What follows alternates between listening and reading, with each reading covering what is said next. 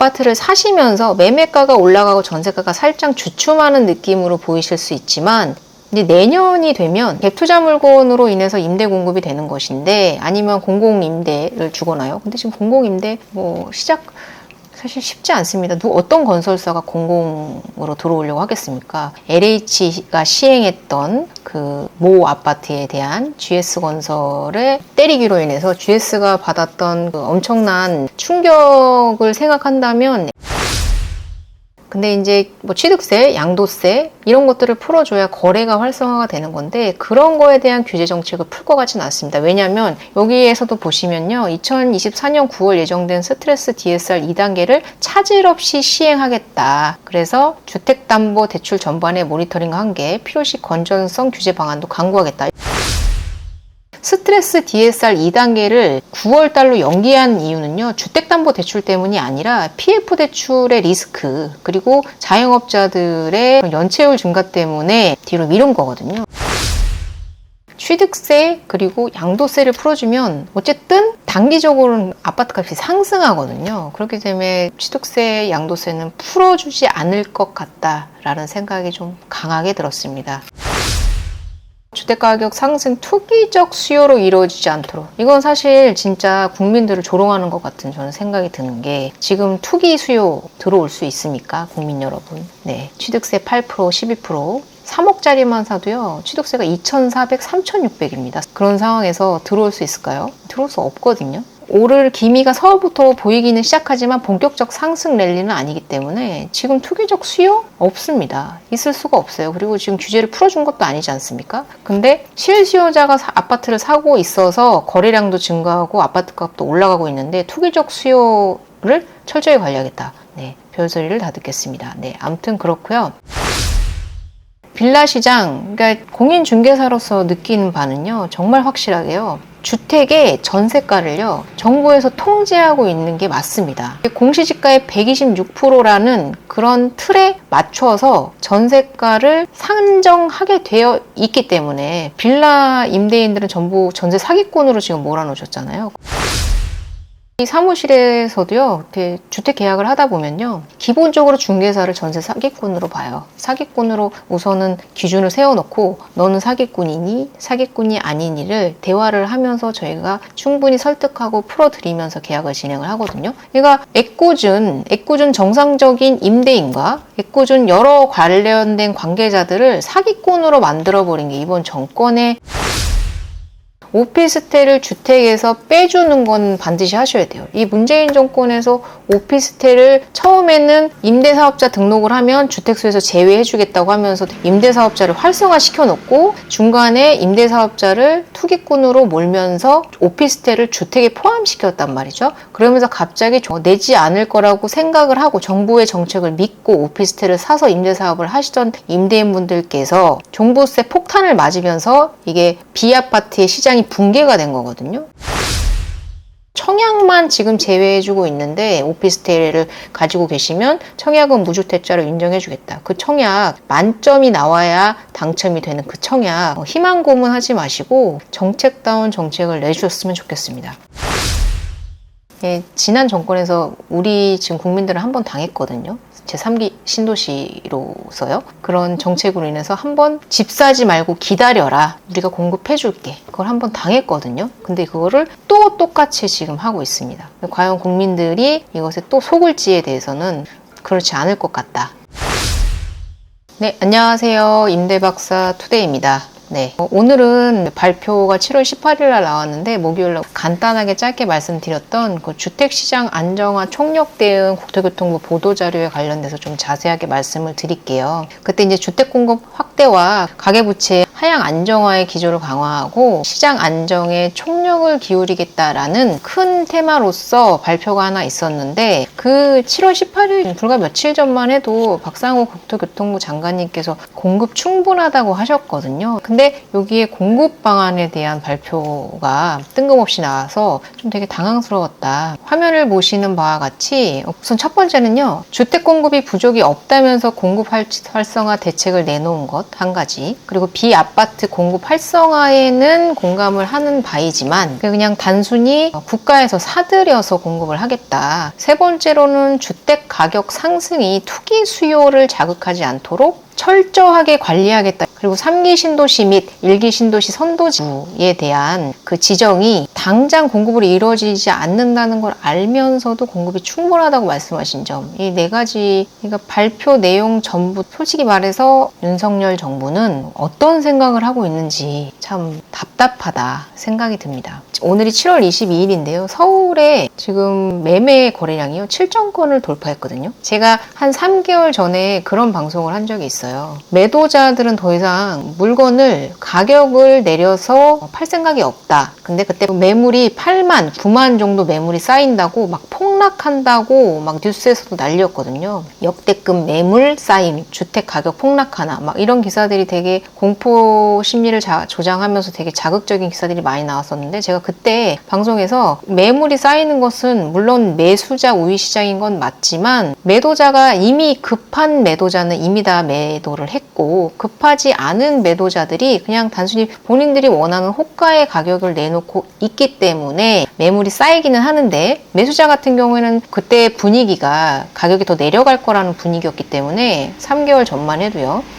막 폭락에 대한 그런 유튜버들 그리고 뉴스 기사들 되게 막 폭발적으로 나올 시점이었어요. 부동산 가격이 50% 하락하네, 뭐 PF 대출 때문에 4월 위기설이 뭐 나오네, 터지네, 뭐 부동산 이제 망했다, 막 이런 극단적인 얘기들이 워낙에나 많은 시절이었기 때문에 근데 그렇기 때문에 매수자들은 싸게 사고 싶어 했기 때문에 매도자는 사실 급하지 않은데 매수자는 더 내려갈 거라고 생각을 해서 사지 않는 그런 기조가 강했다. 그래서 전세가가 상승을 했거든요. 1년 내내. 왜냐하면 사지 않으니까 그것이 임차 시장으로 돌아가면서 전세가가 상승을 했는데 지금은 그게 상승할 거라는 그런 심리로 작용을 하면서 전세는 오히려 조금 안정화까지는 아니지만 계속 상승을 하고 있긴 하지만 그게 매매 시장으로 좀 이전해 가는 그런 분위기를 보여주고 있거든요. 그래서 서울의 부동산 가격이 전 지역 상승하고 있는 물론 경기도 인천권은 아직 뭐 그런 훈풍이 돌고 있진 않지만 서울 지역 같은 경우에는 그런 상황이다. 그래서 국토교통부에서도요. 지금의 이런 거래가 주를 이루는 것이 실수요자들이라는 걸 알면서 투기적 수요로 이어지지 않도록 하겠다라는 것은 눈 가리고 아웅하는 것이 아닌가라는 생각이 듭니다.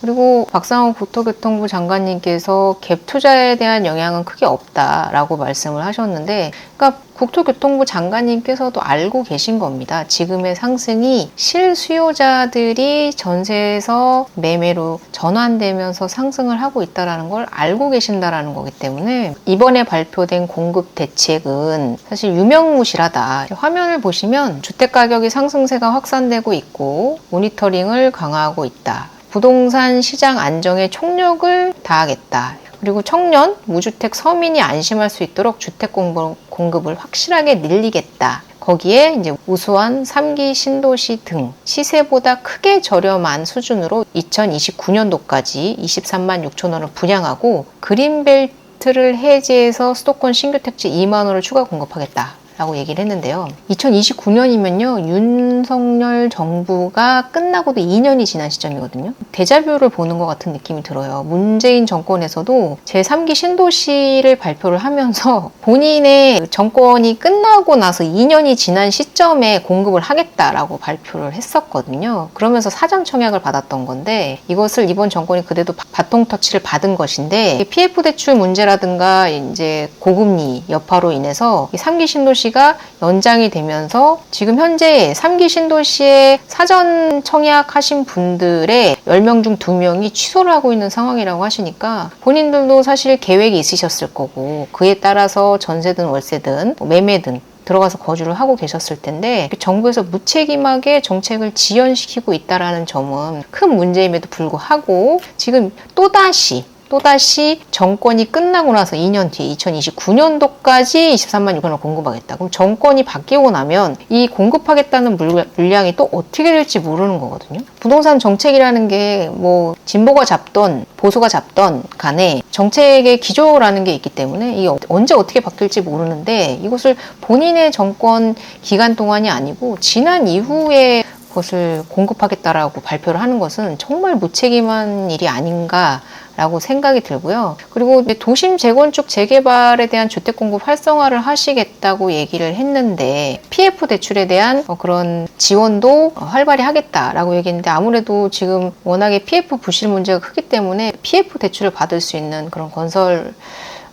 사들이 어려움을 겪고 있기 때문에 그 아파트 주택을 공급함에 있어서 어려움이 분명히 존재하기 때문에 그것을 정부에서 지원하면서 집을 공급할 수 있도록 뒤에서 지원하겠다 이렇게 발표를 한 거라고 보여지긴 합니다. 그래서 사실 공급적인 측면에서는 지금 아파트도 물론 문제이고요. 오피스텔, 빌라 다세대 같은 경우에는 완전히 지금 멈춰있는 상태라고 해도 과언이 아니기 때문에 이 PF 대출에 관련된 사항은 세금이 들어가는 부분이라고 하더라도 어느 정도의 지원은 필요한 상황이 아닐까라는 생각이 듭니다. 이제 건설사도 시행사도 이런 고금리 여파를 예상하지 못했던 것도 사실이고요. 그리고 지금 정부에서 그 빌라에 대한 전세 사기 문제를 되게 강력하게 이슈화 시키면서 빌라의 분양 시장을 완전히 붕괴시켜 버렸거든요. 그러면서 갚지 못하는 PF들의 부실 문제도 사실 한몫하고 있지 않나라는 생각이 듭니다. 사실 저 같은 경우에는 거시 경제를 보는 사람도 아니고 전문적인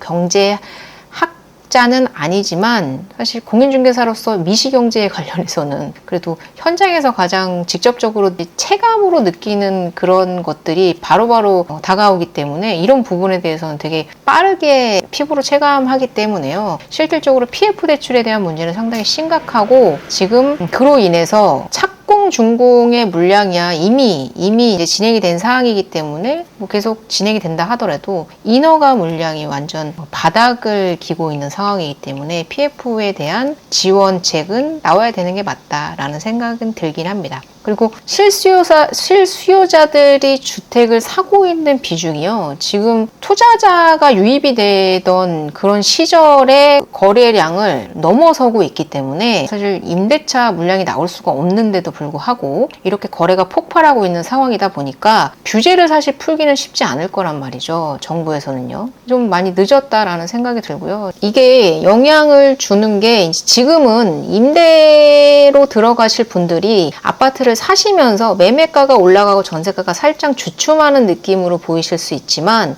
이제 내년이 되면 갭투자 물건으로 인해서 임대 공급이 되는 것인데 아니면 공공임대를 주거나요. 근데 지금 공공임대 시작 사실 쉽지 않습니다. 어떤 건설사가 공공으로 들어오려고 하겠습니까? 국토교통부 장관이 LH가 시행했던 그 모 아파트에 대한 GS건설의 때리기로 인해서 GS가 받았던 그 엄청난 충격을 생각한다면 엔간한 건설사들은 버틸 수가 없기 때문에 LH가 시행하는 거에 쉽게 들어갈 수 없다고 저는 생각이 들기 때문에 공공임대주택 건설 앞으로 더더욱 어려워질 거라고 생각이 들고요. 정말 특단의 그런 어드밴티지를 주지 않는 한은요. 근데 그래서 전세가 내년이면요 정말로 매매가는 저리 가라 할 정도의 전세 대란이 일어날 거라고 저는 생각이 들어요. 내년 중반을 지나가면서요. 지금도 1년을 넘게 계속해서 상승을 하고 있지만 상승률이 앞으로 더욱더 점점 더 강화될 것이다 라고 생각이 들고 매매가를 규제하고 있거든요. 그리고 거기에 대한 지금 정부의 분위기로 봐서는요. 종부세하고 상속세 정도는 보유세에 해당하기 때문에 그냥 풀어주는 것에 대해서도 고려를 하고 있는 것 같으나 근데 이제 취득세, 양도세 이런 것들을 풀어줘야 거래가 활성화가 되는 건데 그런 거에 대한 규제 정책을 풀 것 같지는 않습니다. 왜냐하면 여기에서도 보시면요. 2024년 9월 예정된 스트레스 DSR 2단계를 차질 없이 시행하겠다. 그래서 주택담보대출 전반의 모니터링 한계, 필요시 건전성 규제 방안도 강구하겠다. 이렇게 얘기했거든요. 근데 스트레스 DSR 2단계를 9월 달로 연기한 이유는요. 주택담보대출 때문이 아니라 PF 대출의 리스크 그리고 자영업자들의 연체율 증가 때문에 뒤로 미룬 거거든요. 그러니까 PF 대출의 고금리 여파로 인해서 스트레스 DSR을 적용을 하면 역상환해야 되는 상황이 발생하기 때문에 PF 대출의 안정성 문제 때문에 스트레스 DSR 2단계를 연기를 한 거지 이게 주택담보대출 때문에 연기를 한 건 아닌 게 사실 스트레스 DSR 2단계를 적용한다 하더라도 지금보다 예를 들어 기준 5억을 잡는다면 한 1, 2천, 3천 정도 덜 받는 거기 때문에 주택담보대출에 크게 영향을 주지는 않지만 이제 대량으로 PF 대출을 받는 PF 사업 프로젝트 같은 경우에는 이게 1, 2%에도 어마어마한 금액이 왔다 갔다 하기 때문에 이게 PF 대출 때문에 스트레스 DSR을 연기를 한 것이고요. 자영업자랑. 그렇기 때문에 이게 주택담보대출하고는 크게 연관성은 없지만 스트레스 DSR 2단계를 적용을 하겠다. 차질 없이 시행을 하겠다라고 얘기를 한 걸 보면 규제를 풀 생각은 없어 보인다라는 게 제 생각입니다. 특히 양도세, 취득세 관련해서. 근데 종부세하고 상속세, 증여세 같은 경우에는 이미 얘기가 나왔기 때문에, 그리고 앞서 말씀드린 대로 보유세에 해당하기 때문에 완화해줄 가능성이 있다. 사실 경매 시장으로 지금 넘어가는 주택의 비중도 상당히 높고 주택시장 안정화 대응이기 때문에 취득세 그리고 양도세를 풀어주면 어쨌든 단기적으로는 아파트값이 상승하거든요. 그렇기 때문에 취득세, 양도세는 풀어주지 않을 것 같다라는 생각이 좀 강하게 들었습니다. 보도자료를 보면서요. 그리고 두 번째를 보시면 최 부총리께서 주택가격 상승 투기적 수요로 이루어지지 않도록, 이건 사실 진짜 국민들을 조롱하는 것 같은 저는 생각이 드는 게, 지금 투기 수요 들어올 수 있습니까? 국민 여러분. 취득세 8%, 12%. 3억짜리만 사도요, 취득세가 2,400, 3,600입니다. 3억짜리 사면서 10%를 세금으로 내야 되는 그런 상황에서 들어올 수 있을까요? 들어올 수 없거든요. 오를 기미가 서부터 보이기는 시작하지만 본격적 상승 랠리는 아니기 때문에 지금 투기적 수요? 없습니다. 있을 수가 없어요. 그리고 지금 규제를 풀어준 것도 아니지 않습니까? 근데 실수요자가 아파트를 사고 있어서 거래량도 증가하고 아파트 값도 올라가고 있는데 투기적 수요를 철저히 관리하겠다. 별소리를 다 듣겠습니다. 아무튼 그렇고요. 1기 신도시, 선도지구 공모, 그리고 재건축 재개발, 3기 신도시, 주택공급 등으로 해서 총 23만 6천 호의 본청약으로 아파트를 2029년도까지 공급하겠다. 거기에다가 신규택지 후보지 2만 호 이상 발굴을 하는데 제초안 폐지하고 조합원들에게 어느 정도 수익을 주면서 재건축 재개발 활성화하면 되는데, 굳이 원하지 않는 지역에 그린벨트를 풀어서 아파트를 짓겠다고 하는 이 국토교통부의 정책은 이해할 수가 없다. 그리고 앞쪽에서도 말씀드린 대로 B아파트에 대한 공급을 활성화하겠다라고 얘기를 했는데, 저는 이 부분에 대해서는요, 왜 사가지고 공급을 하는지 모르겠고요. 지금 빌라 시장, 그러니까 공인중개사로서 느끼는 바는요, 정말 확실하게요, 주택의 전세가를요, 정부에서 통제하고 있는 게 맞습니다. 공시지가의 126%라는 그런 틀에 맞춰서 전세가를 산정하게 되어 있기 때문에 빌라 임대인들은 전부 전세 사기꾼으로 지금 몰아놓으셨잖아요. 그래서 이제 보증보험이 안 들어지면 빌라에는 전세 들어가질 않아요. 보증보험이 돼도 불안해하는 상황이시거든요. 그런 상황에서 정책이라고 내놓은 게 공시지가를 126%까지 내리면서 전세 사기 막겠다라고 했는데, 그것이 임대인들에게 전세금을 뱉어주는,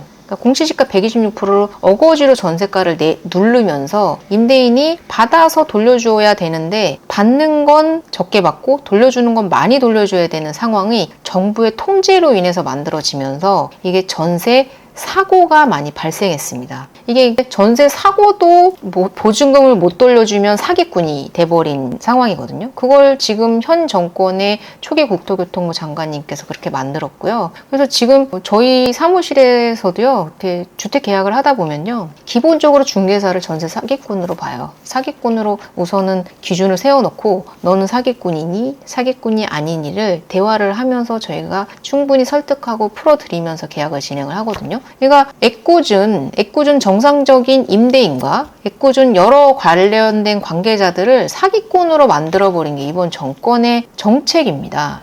그러므로 해서 전세 돌려주지 못한, 보증금을 돌려주고 싶었는데 어쩔 수 없이 돌려주지 못한 임대인들마저 전세 사기꾼으로 만들면서 이런 사태를 만든 건데요. 그거에 대해서는 건드릴 생각이 없어요. 저는 왜 그런지 이해가 되지 않습니다. 초기 국토교통부 장관님께서 이미 빌라는 전세 사기의 원흉이라고 못 박아 버리셨기 때문에 이재사 공시지가를 올리고 보증보험의 비율을 올려주는 것이 전세 사기를 양산하는다라는 그런 여론몰이에 휘말릴 수도 있다라고 생각을 하시는 것 같기도 하고요. 그래서 그냥 니들 못 믿어. 빌라 시장 임대인들 니들 못 믿겠으니까 국가에서 사서 우리가 공급할게. 공상국가입니까? 네, 아무튼 그리고 오피스텔, 다세대, 빌라 어느 정도 금액 이하는요. 지금 공시지가 1억이 요새 지방 말고 있습니까? 수도권에 어느 정도 오피스텔을 주택에서 빼주는 건 반드시 하셔야 돼요. 이 문재인 정권에서